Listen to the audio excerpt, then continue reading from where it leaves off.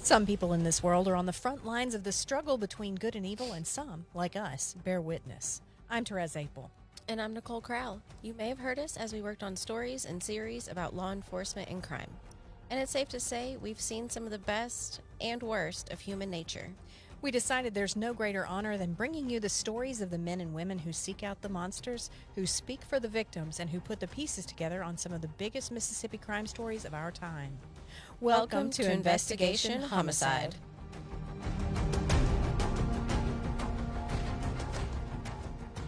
Hey guys, and welcome to Investigation Homicide. I'm Therese Apel, and Nicole Crowell is not with us this week. We are lucky enough to have our other co-host, our guest co-host, Amanda Johansson, has joined us. And you guys met her several weeks ago when she was on the podcast.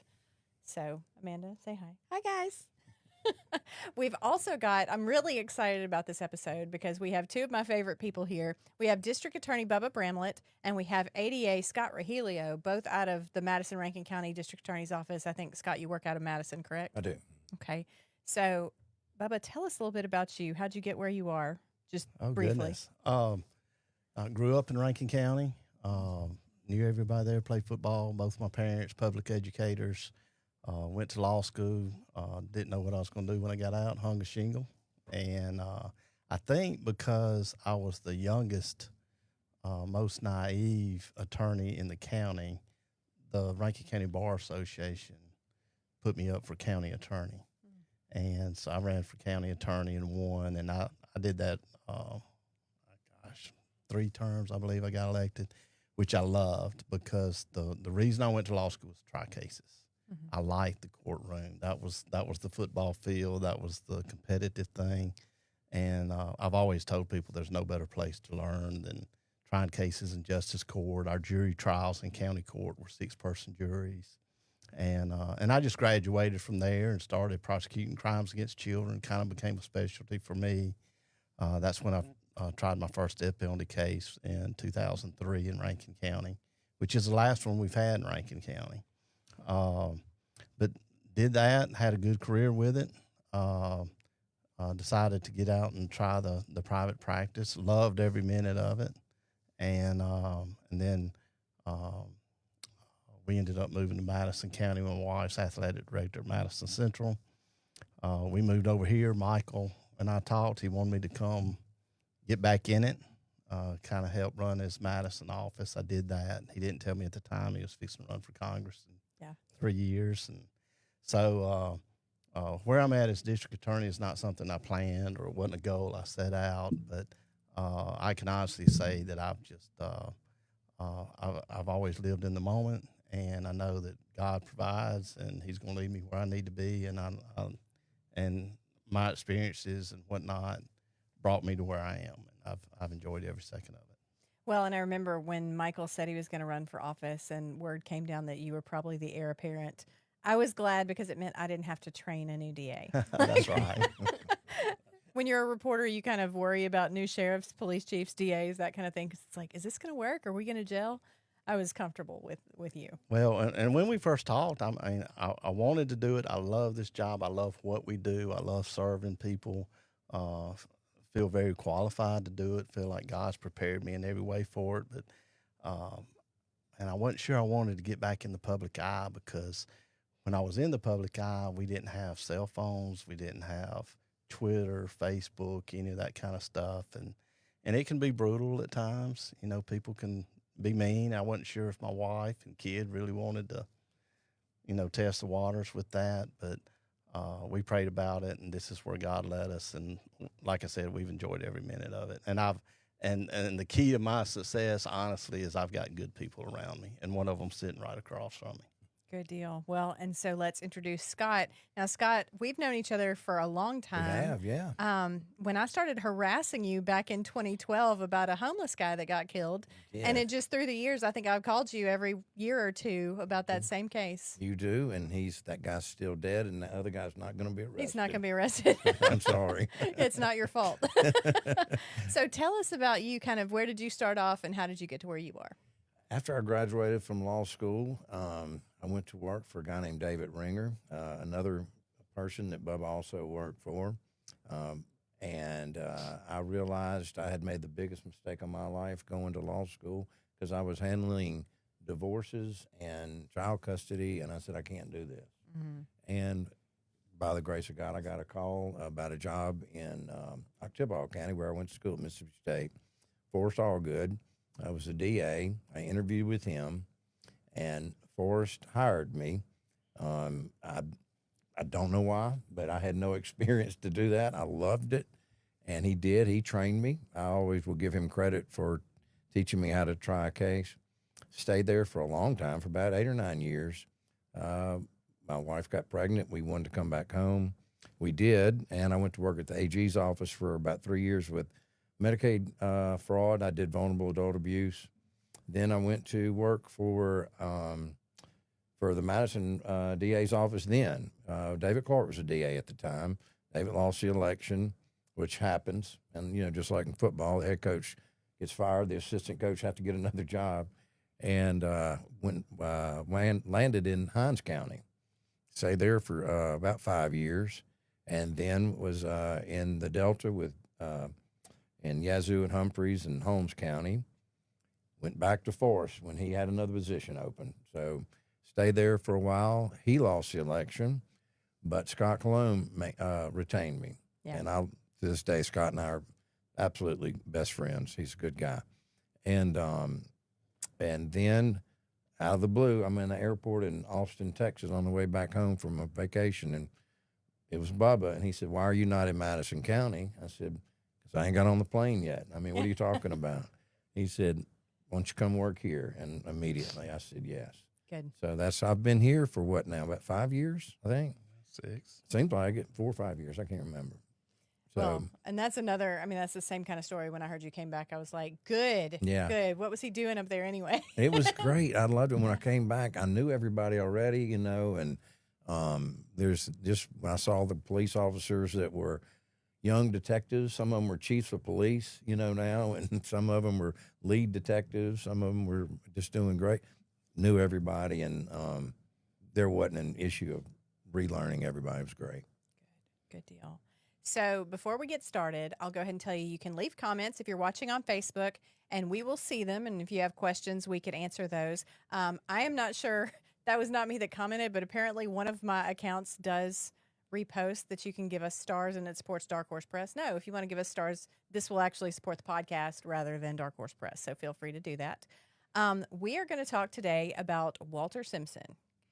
He is an interesting case. I realized after we talked this morning or at lunchtime that I've seen him on a national show at some point. I've seen this on a national show. I don't remember which one.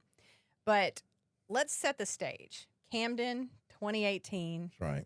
Who wants to take it? It was the June of 2018, and a guy named Walter Simpson called 911. It was around 9:50, I think it was. And he said, 911, he said his emergency was that his wife and stepdaughter were murdered. He found them dead. And, of course, they go out there. And then like any other murder case, police are going in having no idea what they've got. So what they found was they talked to Mr. Simpson.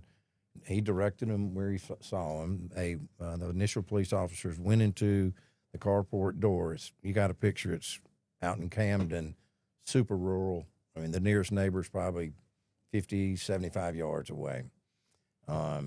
Anyway, and it's a small house.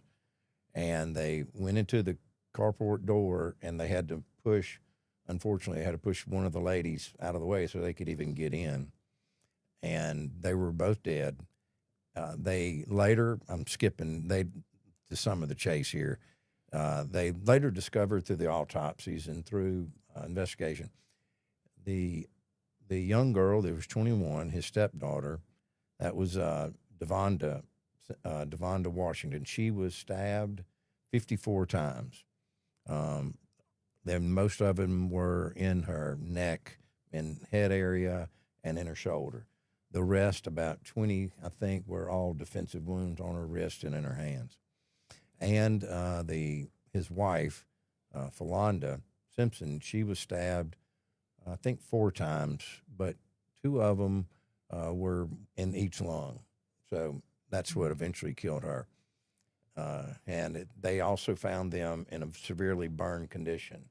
The kitchen itself was pretty scorched, along with their bodies. They had suffered several third-degree burns all over them. And so they started doing their investigation. I asked Mr. Simpson what happened. What does he know? He said he had gone to Grenada that morning. He said that afternoon. He said he left at about 3:05. And he went up there to go see somebody that he knew that ran a hairstyle school. That part was actually true. There really was a guy up there that ran a hairstyle school. And he was going up there to see about his barber's license. He didn't have a car, so he used his wife's car. And he said he left them two, the two ladies, there on their own. As far as he knew, they were fine when he left. He goes to Grenada, he said. He goes to the building. His friend's not there. So he says, while I'm up here, I'll go visit my mom. And he said, I forgot where she lived because she had moved and I didn't know her new address. And he didn't have his phone with him because he left it at the house, he said. And that's important later for his little ruse that he was pulling about the phone being left behind. Mm-hmm. We found out later the reason he did that, obviously, was he didn't want to be tracked. Sure. And so he goes, he said from there he goes to some boat race that they have annually at Grenada Lake or something. Anyway, and he said he comes back home about 9, I think he said he got back at around 9:40, which I think was accurate. And he found them. He went to the neighbors, which is her relatives, and they were about, like I said, about 50 yards away, beating on the door. This was confirmed by the neighbors. He did, in fact, scream and holler and very emotional. They went back over there and they found and called 911.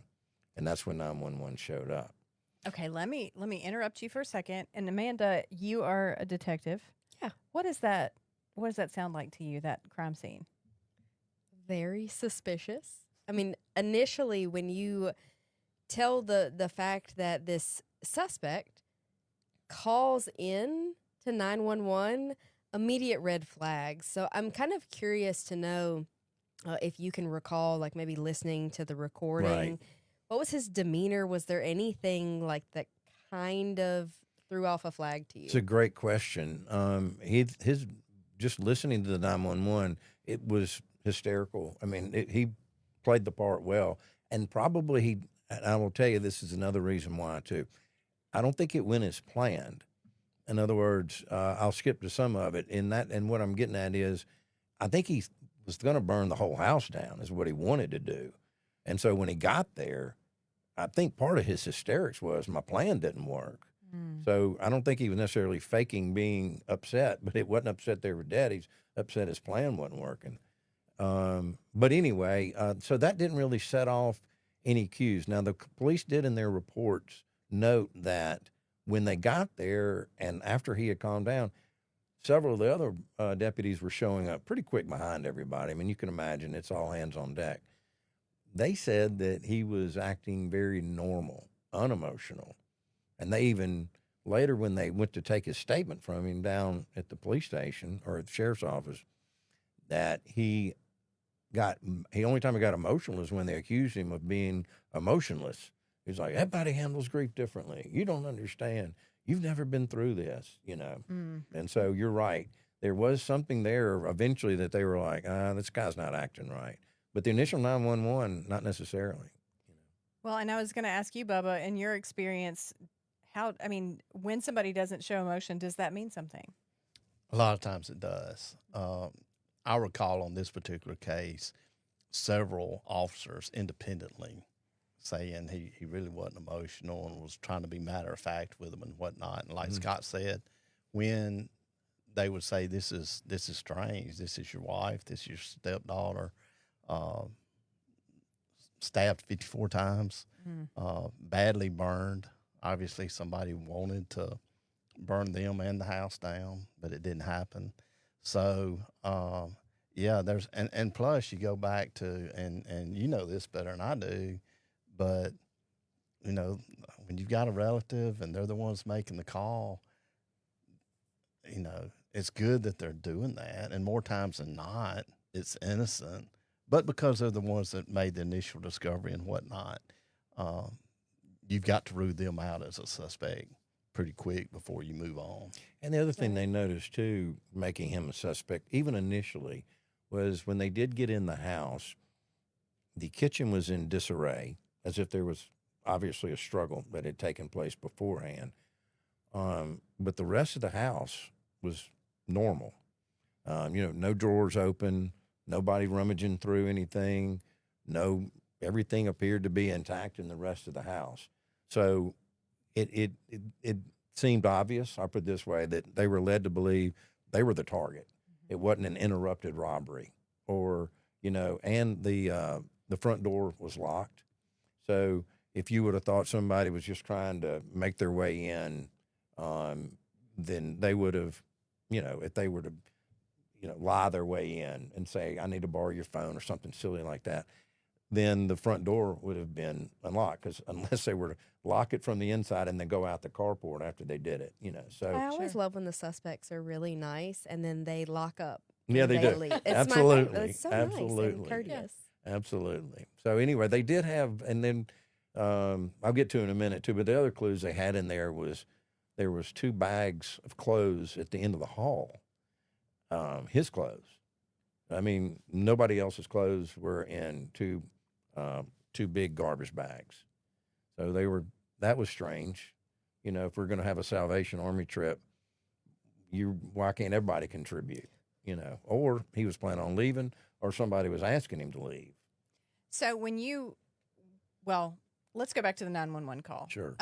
So police get there. They've seen him. He seems unemotional or whatever. Where do you guys come in?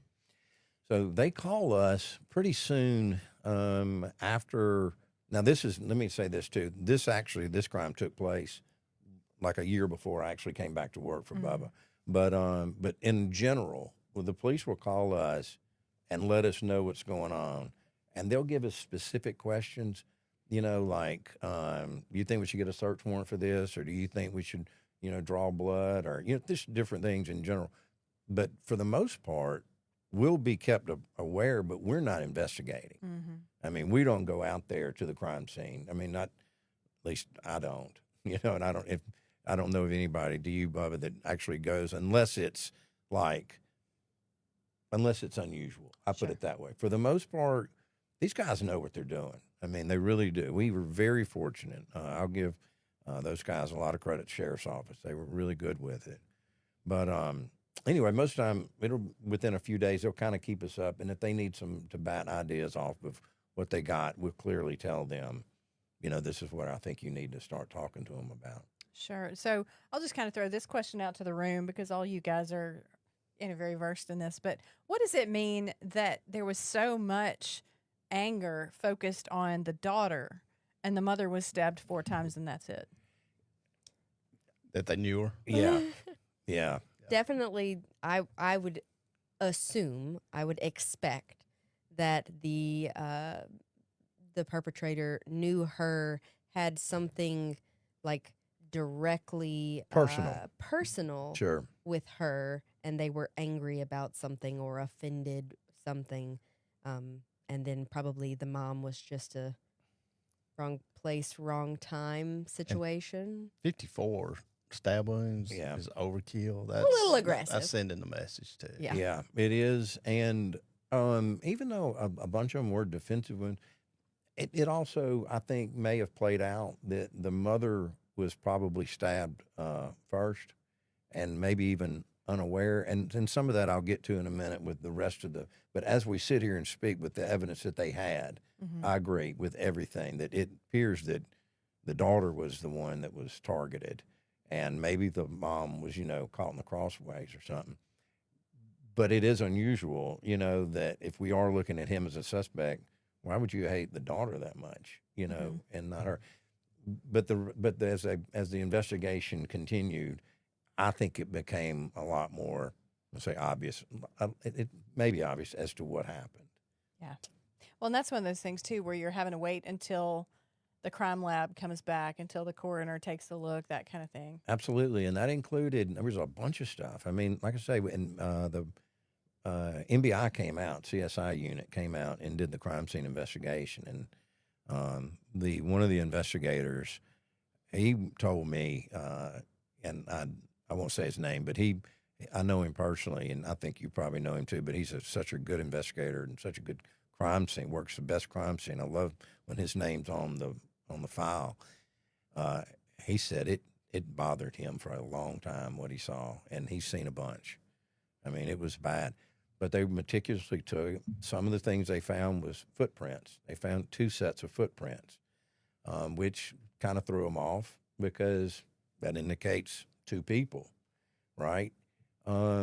They found 1 set of footprints that went around the house, in the front of the house, that led directly to the side of the house, the opposite side of the carport door. And lo and behold, there is lawn equipment, tractors, different weed eaters, and gasoline cans. And they found the burnt gasoline can amongst there with the bodies. Mm-hmm. So there was only 1 set of tracks, that did that. And as it progressed and we started getting more evidence in, started looking in their phones. So phones are an unbelievable amount of information. As a matter of fact, and I know you remember this too, when I first started and Bubba first started, we didn't have DNA. Mm-hmm. I mean, we didn't have cell phones. It was like some really tough investigation. But at the same time, nobody had heard of that. Mm-hmm. And so now that they hear about it, they expect it. And so jurors are not, they want you to you better be in 2025. Don't just tell me it happened. Where's your corroborated scientific proof? We didn't have all that back then. And we still had fingerprints and a lot of other stuff. But, and we didn't have very good surveillance now. There wasn't a lot of surveillance in this case, but nowadays they just demand it. Sure. So, okay, you're looking at the phone. You know this story that he's told. Right. Where do these things match? So his phone was of no value as far as where he was, right? Because he left it there. He was right about that. But what he didn't know was that his wife's car was being paid for. It was being financed from the dealership in Kosciuszko where she bought it. And the dealer left a tracker on the car. They do it. I hope I'm not blowing their cover on this story, but if you get a used car, and I don't even know about used new or whatever, but if the dealer's financing it, you can bet he's probably knowing where you are. He doesn't care where you are unless you don't pay your bill. And then they don't have to guess, where the car is. Mm-hmm. So, and they are amazingly accurate. So they got the tracker and they printed out where his car was. What he didn't tell them was he did go up there, but the tracker actually put him in Winona also. And he stayed at this one particular residence, and they looked up the residence, and it was a relative of his. And they went to that residence in Winona. Lo and behold, there's a burn pile in the backyard.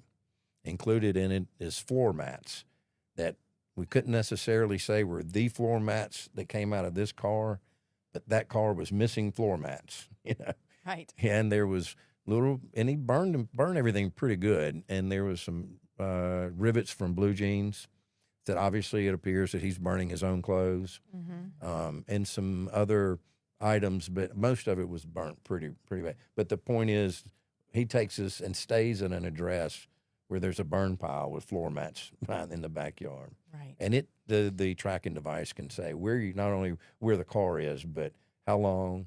It even told us how fast it was driving at particular times. It's pretty amazing.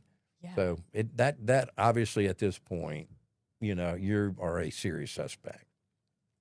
And let's see. Anyway, so they do the DNA. They try to take blood samples from inside her car, and they do an amazing job. They are very meticulous. They found blood samples on the floor pedal and on the car seat adjuster, where you make the seat go back and forth. Very small amount.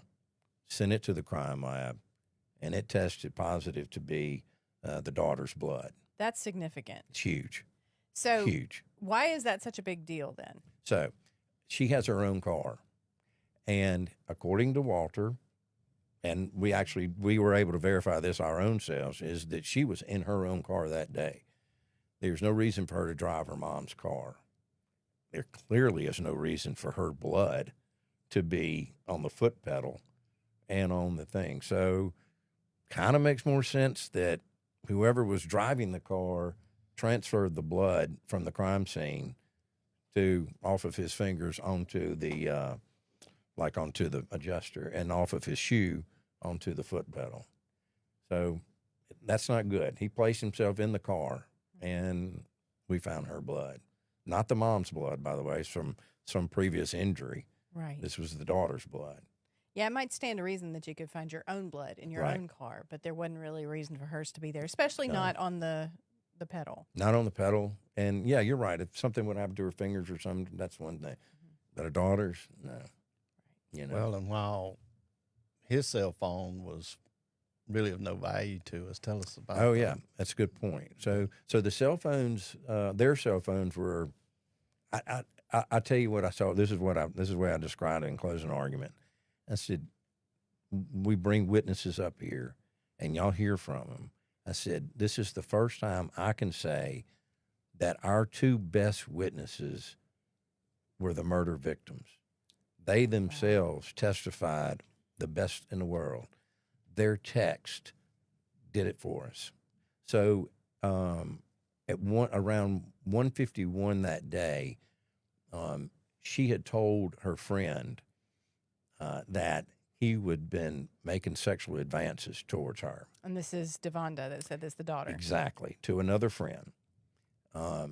Then I actually wrote some of this down so I don't get it wrong. At 2:30, she told another friend who was out of state that Walter had tried to force himself onto her, and that he actually exposed himself to her also, and that she was going to tell the mother.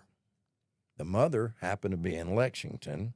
We were able to verify that who she was meeting up there, and also through her phone. And so she did meet her mother at a nearby gas station. She had told her, meet me there, I got to tell you something.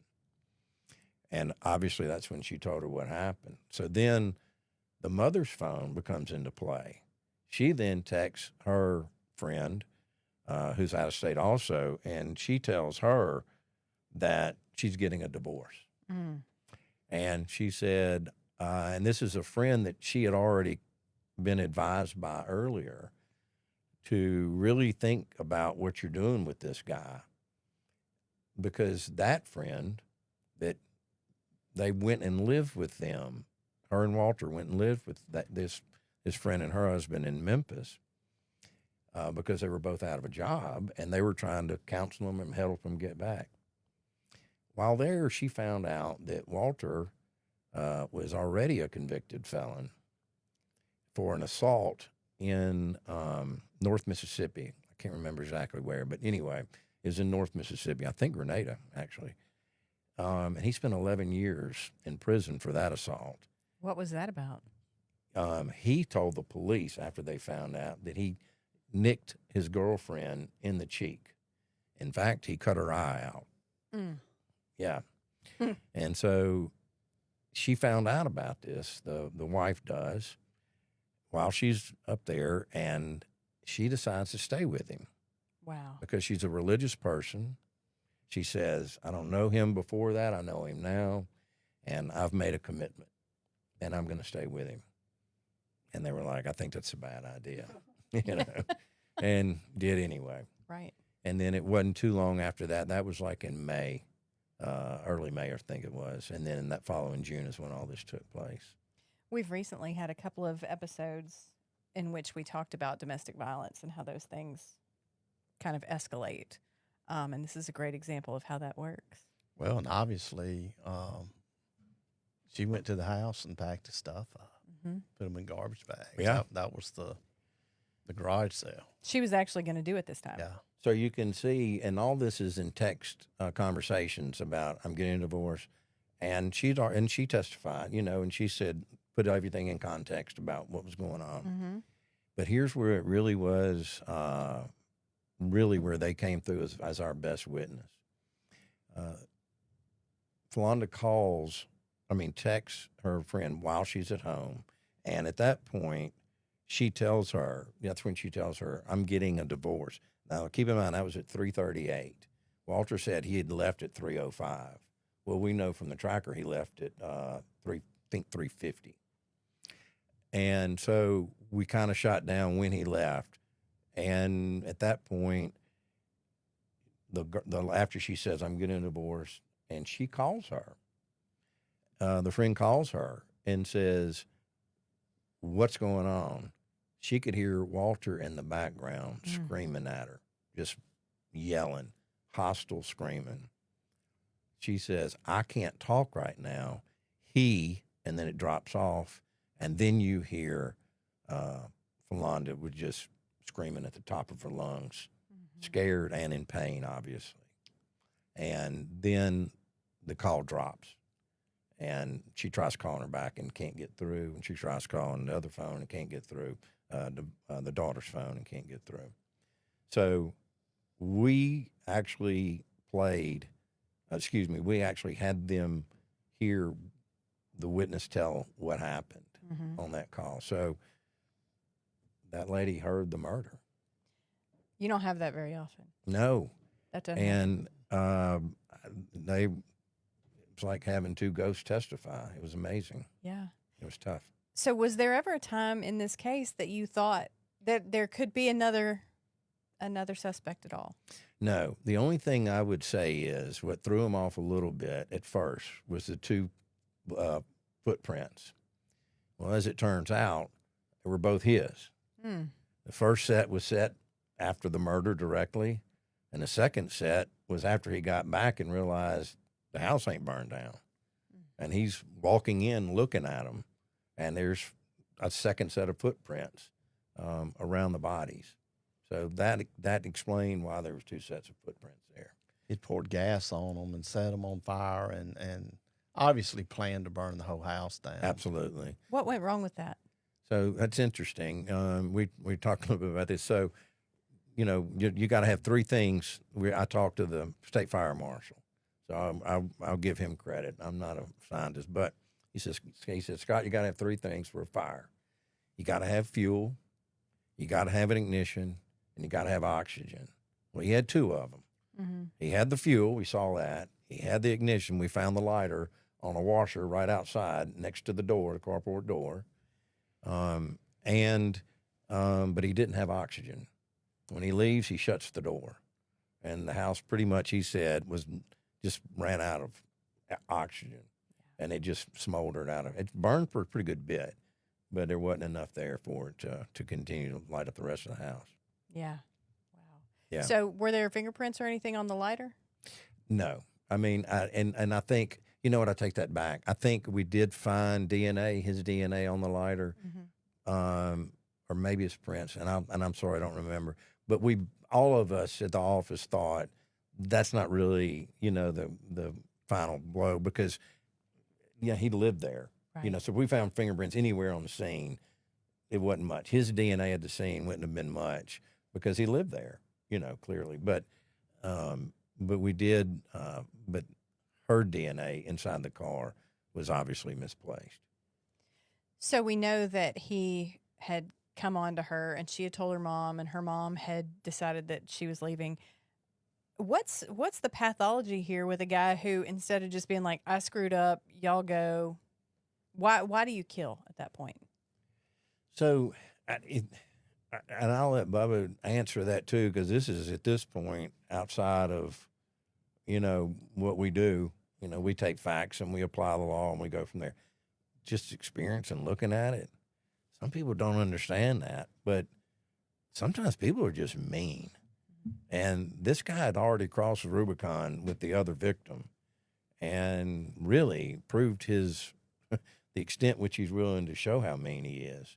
So I think it's, I think it's just somebody that ain't got their way. And,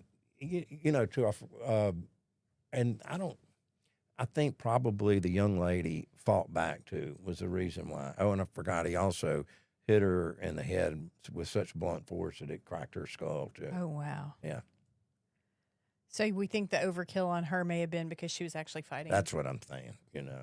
And he had told her too in the text that she said that he told her, just keep this between us. And I mean, in a bizarre, sick way, he's blaming her for where we are. We could As this if they you hadn't often said do. anything. Yeah. As they often And do. these were really Christian ladies. Oh, good both people. of them. Good gosh. And Beautiful. she not only turned down his advances, she was going to tell her mom. And as Scott alluded to, some friends earlier. She had close friends that were extremely religious that had said, "Hey, maybe this isn't the guy." And then when they found out that he had cut a prior female acquaintance's eye out and served 11 years for it, it wasn't just a nick on the cheek. He cut her eye out.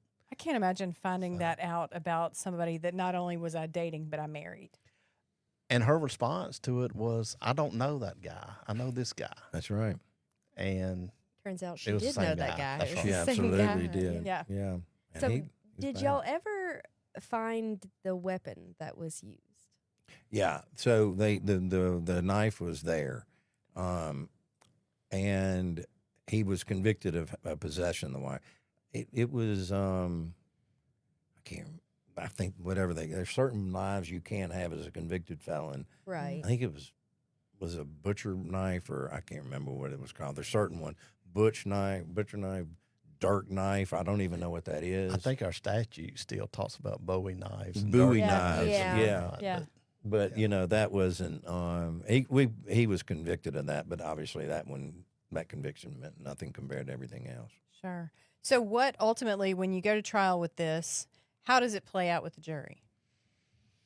Well, as far as they convicted him. Is that what you mean? I mean, they Yeah, like, convicted him of I mean, all was it counts. just boom, an hour and they're Well, back, or how did that go? Interesting. So it didn't take them long, and I can't remember exactly how long. But I mean, I'll tell you something. We when jurors deliberate, we as prosecutors are finished. There's nothing else we can do, but we guess what they're talking about back there, and rarely we'll get feedback, and almost always it's not what we thought they were talking about. And we try to cover the bases in the closing argument. And interesting, since you brought that up too. So Mr. Simpson thought at this point it wasn't going his way, I guess. And in closing argument, he decided, I'm going to do my own closing argument. And he centered his entire closing argument around, it wasn't me. And they proved it wasn't me.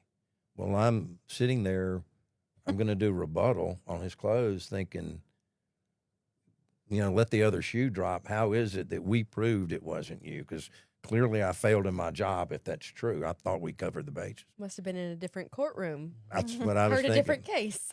He pulled up the tracking device and he said, look at this. They showed this murder happened at, 3 o'clock or excuse me, they were saying it happened right around that 3:40, something time. like that. The problem is, so on my rebuttal, he said, and no, I'm sorry.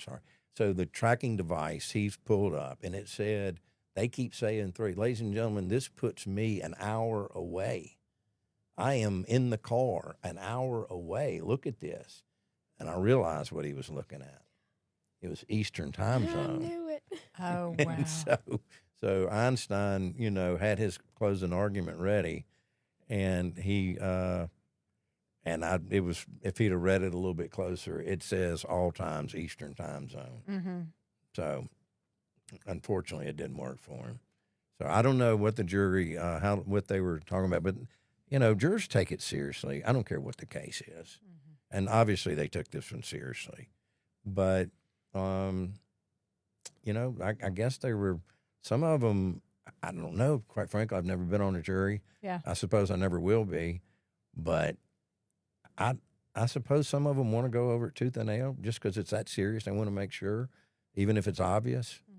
So, but they did come back guilty on all counts. And this was a capital murder charge? Was this? No, he actually was charged with 2 counts of murder, 1 count of arson, and 1 count of possession of firearm by a convicted felon. So this comes back as what, life in prison? He got all counts run consecutive, which means back to back. So he got 2 life sentences. So when he finishes one, he'll have to start the other one, which I don't know how you do that. But and then even if he finishes those 2, then he has to do 20 years on arson and then 10 years on the weapon charge. 2 lives plus 30. Yeah. And how old was he at the time of the crime? It's a great question. I don't remember. I think he was in his 40s, but I can't remember I want to say she was 45. He may have been around that same age. The daughter was 21, so yeah. That He makes had sense. done 11 years. Yeah. Yeah, that's true. That's right. He was old enough to do a stretch of 11 years on the other crime already. So was there a consideration of the death penalty in this case?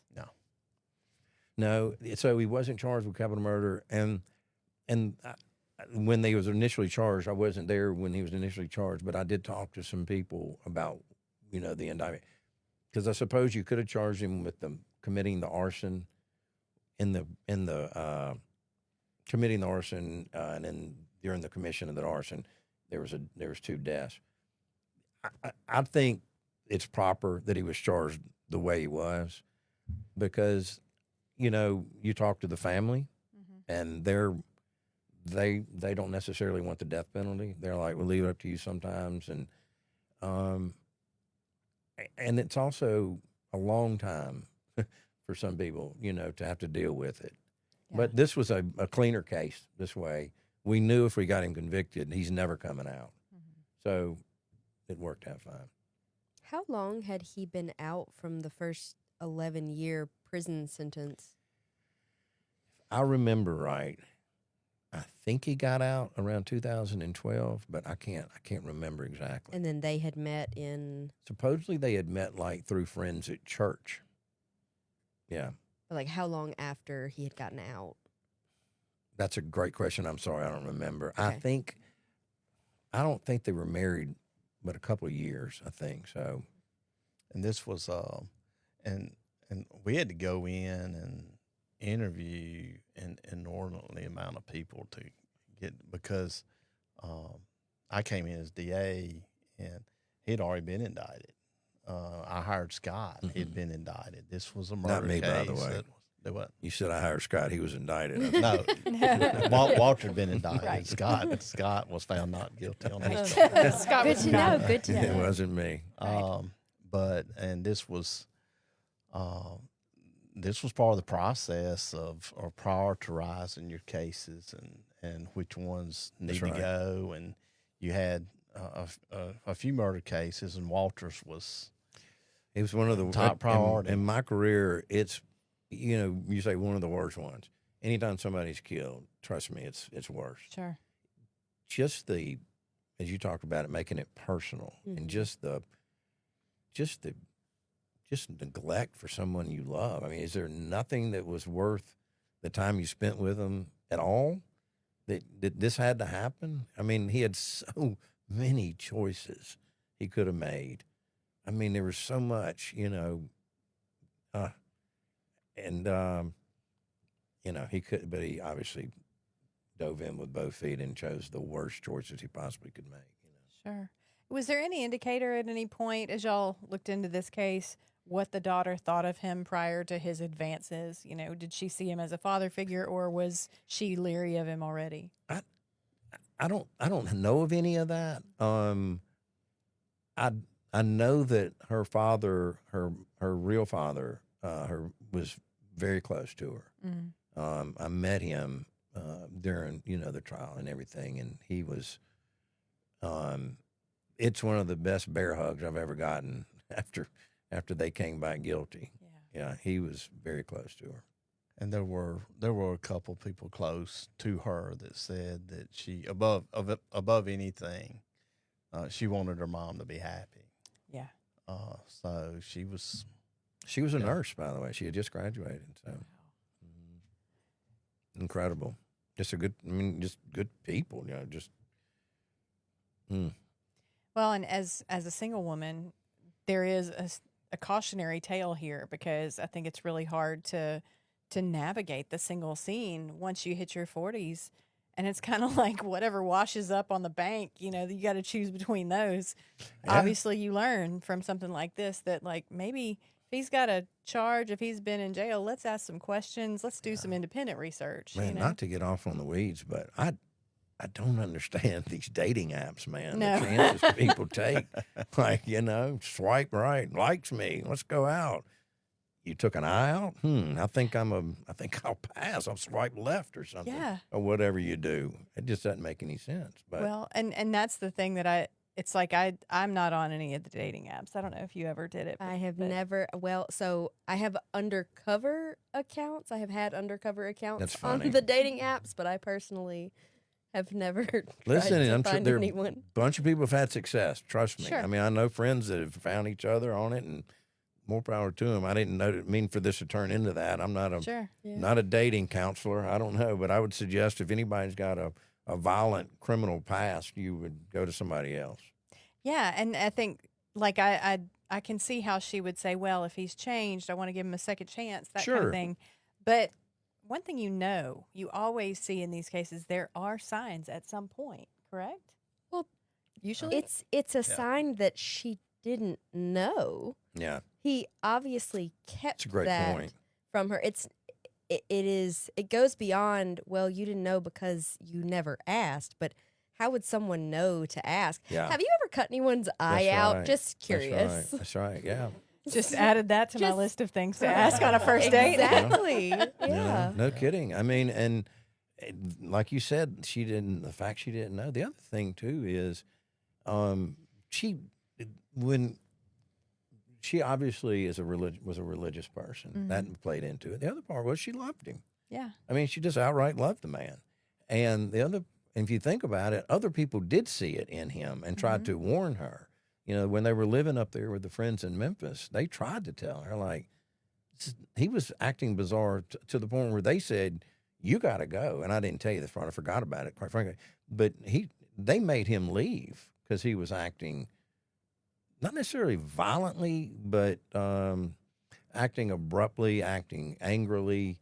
They finally said, you can stay, you got to go. And ultimately, she did go back with him. And they said that you shouldn't do that. But he did. She did anyway. Did either of y'all ever actually do an interview with him, sit down and interrogate him in any way? Him, Yeah. personally, I cross-examined him. Okay. I mean, that was it. Did you ever get a feeling of like what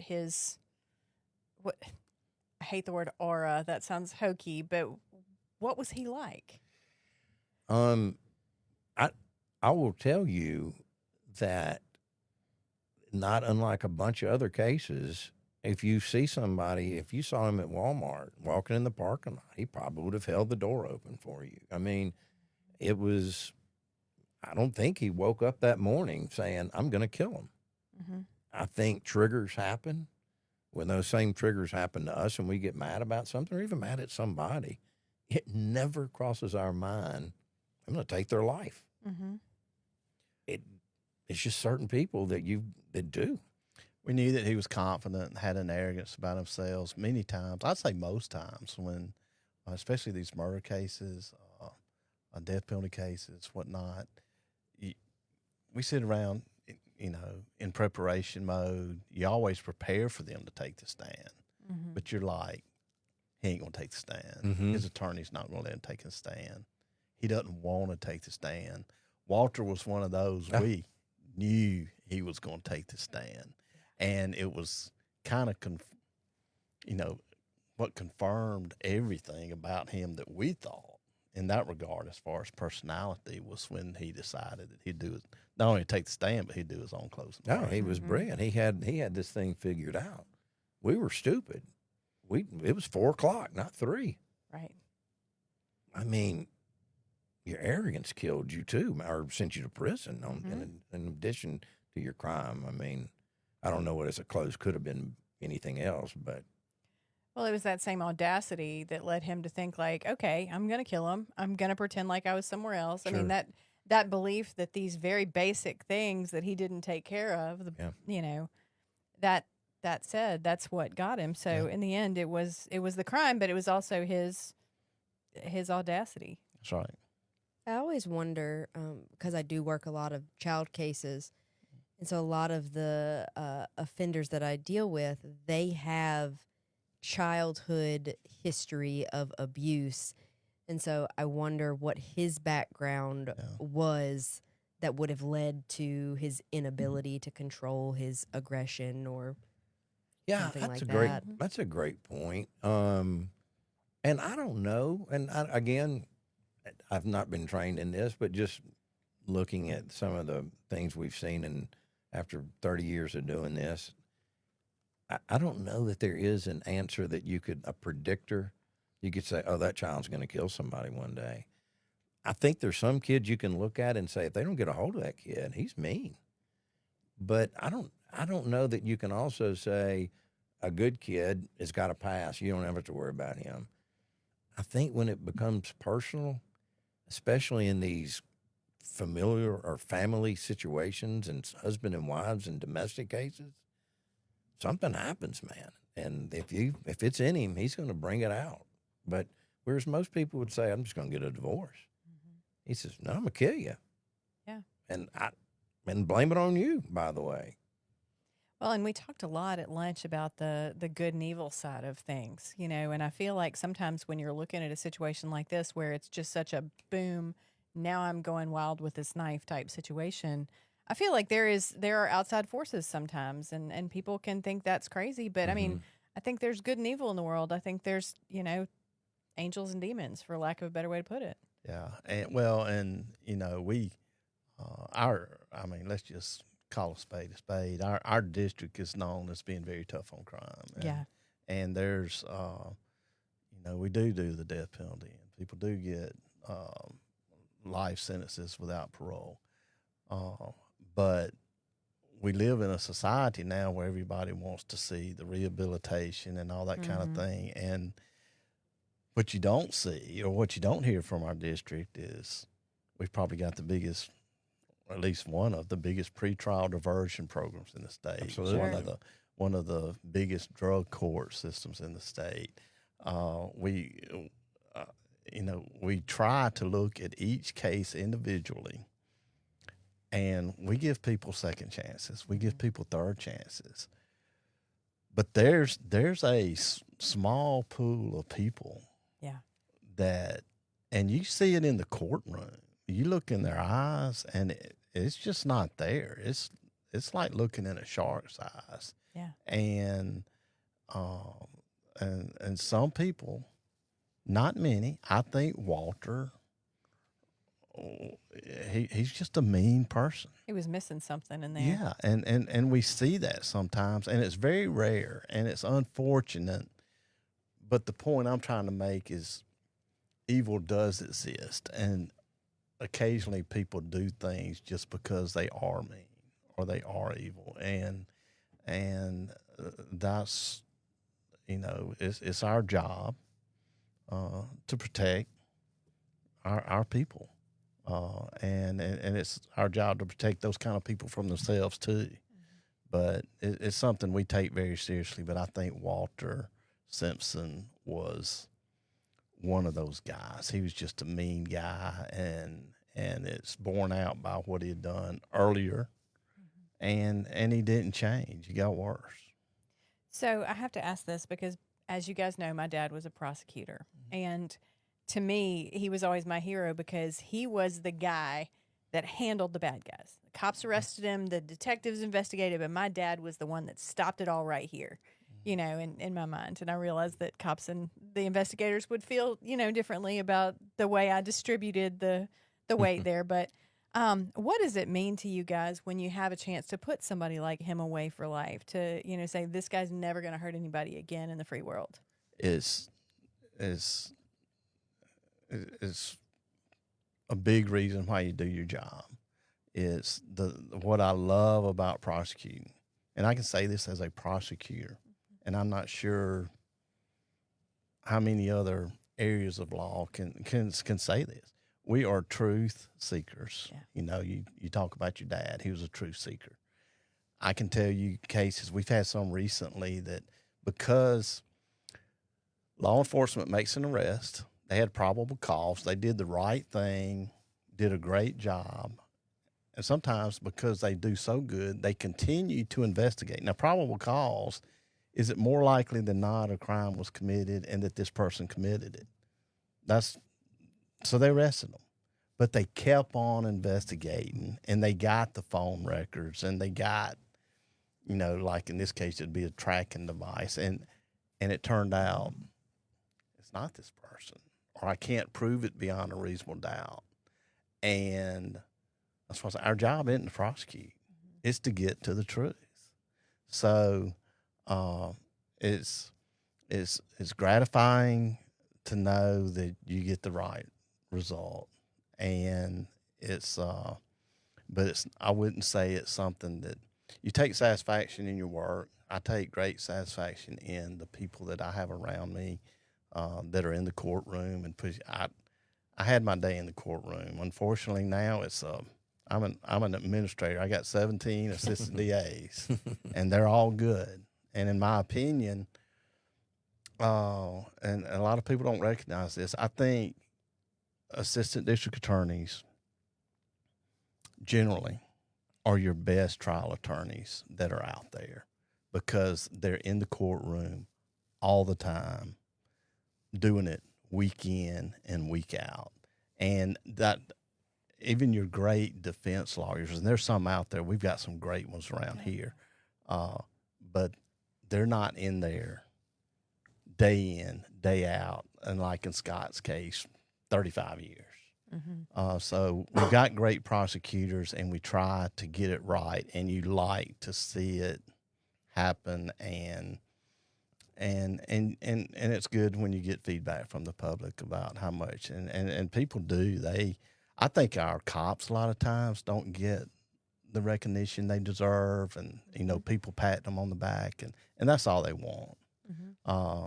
But I can tell you, there's hardly a day that doesn't go by that somebody doesn't tell me, you know, how much they appreciate me and my team. So it's why we do what we do. Yeah, That's sure not for the money most of your life. That's right. That's right. You can go for that high for retirement, and they try to take that away. Yeah, Man. I tell you, that ain't okay. No. Yeah, when 1991, when I was county attorney in Rankin County, $19,100 a year. Yeah. Wow. And that was then you had justice court, you had your county court, you had all your youth court. Now you've got your youth court prosecutor and the assistant prosecutor, and it was a one-man show, and it was night. And then I remember, I think in 96 or so, they raised it to 28,000. So, yeah. But we've come a long way. Yeah, we have. And it's a good job now. I'm getting off subject, but it's a good job now. We're able to get the best of the best, and people want to come work for us, and it's a hard job to get. Absolutely. Amanda, closing thoughts? No, I just I think it's very refreshing to hear about a DA's office that wants to go to trial. And that's not really what you said, but you said you enjoy trial and you're not afraid of trial. I think that there are other DA's offices that would much rather just settle, plea, whatever, or just no billet. And so I think that y'all are doing great work in accepting these cases and accepting the challenge of we're taking it to trial. I tell you, ironically, the more you get the reputation of going in the courtroom, the more you have the reputation of not only not being afraid, but embracing the case and saying, let's do this, the less trials you have. And I mean by that, if you tell them this is what I'm offering for him to plead, if he doesn't, we'll go to trial. That reputation means, and it means everything to Bubba and me, and that is you won't get as many trials because they're going to say, he ain't kidding, you know? And so it's not necessarily winning, although we win a whole heck of a lot more than we lose. It's about going in and being ready to fight. And I don't mean physically, but to be willing to fight for your client. And our client is the state of Mississippi, the people of Mississippi. They deserve to know that they hired us. I mean, if you were the defense attorney, and I mean, if you're a defendant, you hire that guy, you expect him to fight for you. And by the way, they do. And I'll say this too: some of the best trial lawyers, Bubba said, with assistant DA, some of the best trial lawyers are the public defenders. Boy, they get a bad rap. Those guys are good. Yeah. I mean, a bunch of them really are. They're sometimes dealt a bad hand, but they get in there and they mix it up, and they don't give us a break, you know, and they're not supposed to. It makes you better. It does. Yeah. Absolutely. But on the other hand, we have a little different duty too. And that duty is, if we see something, we have to not represent the defendant, but we have to protect his rights too. Correct. And if we see something that's not going right in the courtroom, even though I don't want to say get away with it, but I can get something in that maybe I ain't supposed to because the other defense attorney doesn't know, we got to be careful with that. I mean, first of all, I don't want to come back on appeal. Second of all, it just isn't right. We're playing with people's lives. And we have to be very careful to know these are human beings, no matter what. And they'll get a fair trial with us. If you did, I hope we would convict you, you know. But we got a job to do, and it's a little bit different from regular attorneys. Absolutely. And you can't, even though it's a political position, you can't let it get political. Not at all. That's an unfortunate part of it, but it just goes with being the job. And I try to protect my people from that. He does a good job. I want them focused on the task at hand, and I'll deal with all that. And God's blessed me with the ability to do that. My skin's pretty thick, and again, because our people do such a great job with what we do, and we take it really serious. I don't get a lot of negative feedback. I'll say this too about Bubba, since he's sitting here too. The best way I can say it is, if you're not able to do your job in Madison and Rankin County, it's not Bubba's fault. He's given us every resource, everything we need. We ask, and it's there. We don't have to ever wonder, are we going to be able to do this because I don't know if I can get this witness here. I don't know if it's going to cost a lot of money. Are we going to be able to? Man, he gives us whatever. It ain't his fault if you lose. It's good. It's always good to watch because obviously we've seen other counties where there were political prosecutions where, you know, ADAs were asked to do things that they didn't like and didn't agree with, but they did them anyway because that's my job, you know, that kind of thing. And I know that I'm not going to see that in Rankin County or Madison County. Well, and the other district attorney's offices know that we're there for them too. We have a wealth of knowledge and experience and resources, and we were talking about your case that you were really involved with. Those attorneys came down and spent an entire day with us to talk about a death penalty case and voir dire, and because you know voir dire is different. It's individual voir dire. It takes a week or so in death penalty cases, but they know that we have an open door, and you know, because it's all about doing the right thing, and so we've been real fortunate in that, and we're fortunate to live where we do too. Our counties do have the resources to enable us to. There should be no excuses. We're not going to leave any page unturned when we try these things. Good deal. So will you guys come back? Absolutely. Sure. Good, because we talked about 10 cases today that I want to pick your brains about on We'll camera. Well, we'll be glad to. People see these cases and how it ends up, and they want to know the story behind the story and why did you decide to go this way with it, not this way or whatnot. And there's good sound reasoning behind all of those, and it's not we can't talk about them beforehand. when a case is coming up, we can't give you interviews. You know, people like, why isn't the prosecutor doing this? The defense attorney's out there holding a press conference. Where's he? We can't do that. We're not going to. Ethically, we're not going to. We're going to do our talking in the courtroom. And if you be patient, everything's going to work out. It almost always does. And then we don't mind sharing our thought process and the building blocks that it took for us to get to that result.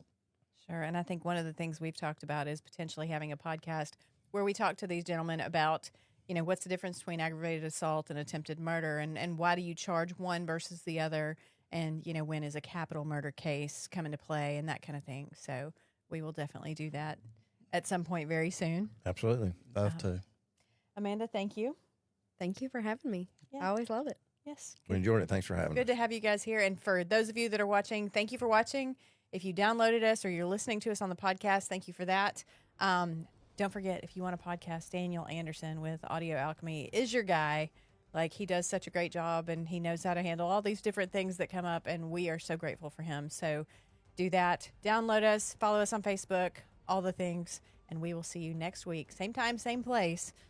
Thanks for watching Investigation Homicide.